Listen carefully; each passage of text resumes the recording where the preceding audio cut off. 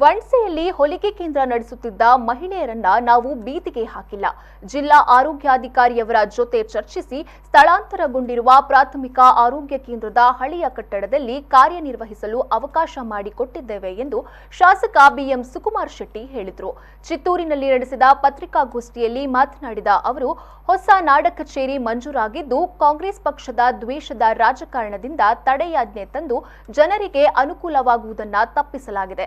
ಸ್ವಾವಲಂಬನಾ ಹೊಲಿಗೆ ಕೇಂದ್ರದ ಸ್ಥಳಾಂತರದ ವಿಷಯದಲ್ಲಿ ಮಾಜಿ ಶಾಸಕ ಗೋಪಾಲ ಪೂಜಾರಿಯವರು ರಾಜಕೀಯ ಮಾಡ್ತಾ ಇದ್ದು ಇದು ಅವರಿಗೆ ಶೋಭೆ ತರುವಂತದ್ದಲ್ಲ.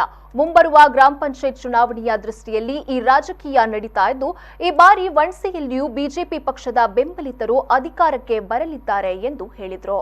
ನಮ್ಮದೇ ಸರ್ಕಾರದ ವ್ಯವಸ್ಥೆಯಲ್ಲಿ ಇರುವಂಥ ಇದು ನನ್ನ ಕೆಲಸ ಅಲ್ಲ, ಡಿ ಸಿ ಮಾಡಬೇಕಾದ್ರೆ ಅಧಿಕಾರಿಗಳ ಕೆಲಸ, ನನ್ನ ಕೆಲಸ ಅಲ್ಲ.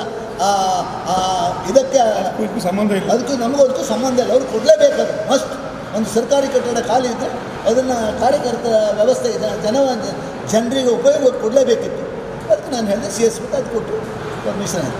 ಆದರೂ ಒಂದು ಮಾತಾಡಿದ್ದೆ, ಅಲ್ಲಿಯ ಹೊಲಿಗೆ ಮಾಡುವವರಿಗೆ ವೆಟರ್ನರಿ ಆಸ್ಪತ್ರೆ ಮೊದಲು ಇತ್ತು, ಅದಕ್ಕೆ ಅಲ್ಲ ಗೌರ್ಮೆಂಟ್ ಆಸ್ಪತ್ರೆ ಆರೋಗ್ಯ ಇಲಾಖೆ ಒಂದು ಆಸ್ಪತ್ರೆ ಇತ್ತಲ್ಲಿ.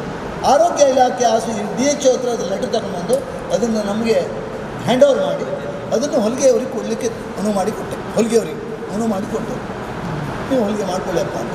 ಇದು ನಾಡ ಕಚೇರಿಯ ಪಕ್ಕದಲ್ಲಿದ್ದರಿಂದ ನಾಡ ಕಚೇರಿಗೆ ಜನ ಬರುವುದರಿಂದ ಅವರಿಗೆ RTC ಬೇಕಾಗಿದ್ದರಿಂದ ಆಧಾರ್ ಕಾರ್ಡ್ ಬೇಕಾಗಿದ್ದರಿಂದ ಅದನ್ನು 1 ಕಿಲೋಮೀಟರ್ ಮುಂದೆ ಹೋಗಿ ತಗೊಂಡು ಹೋಗ್ಲಿಕ್ಕೆ ಆಗೋದಿಲ್ಲ.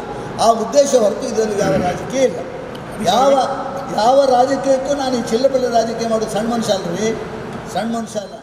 ಸುದ್ದಿಗೋಷ್ಠಿಯಲ್ಲಿ ಬೈಂದೂರು ಬಿಜೆಪಿ ಮಂಡಲಾಧ್ಯಕ್ಷ ದೀಪಕ್ ಕುಮಾರ್ ಶೆಟ್ಟಿ, ಜಿಲ್ಲಾ ಪಂಚಾಯತ್ ಸದಸ್ಯ ಶಂಕರ ಪೂಜಾರಿ ಎಡ್ತರೆ, ಸುರೇಶ್ ಬಟವಾಡಿ, ತಾಲೂಕ್ ಪಂಚಾಯತ್ ಸದಸ್ಯ ಉಮೇಶ್ ಶೆಟ್ಟಿ ಕಲ್ಗತ್ತೆ ಉಪಸ್ಥಿತರಿದ್ದರು.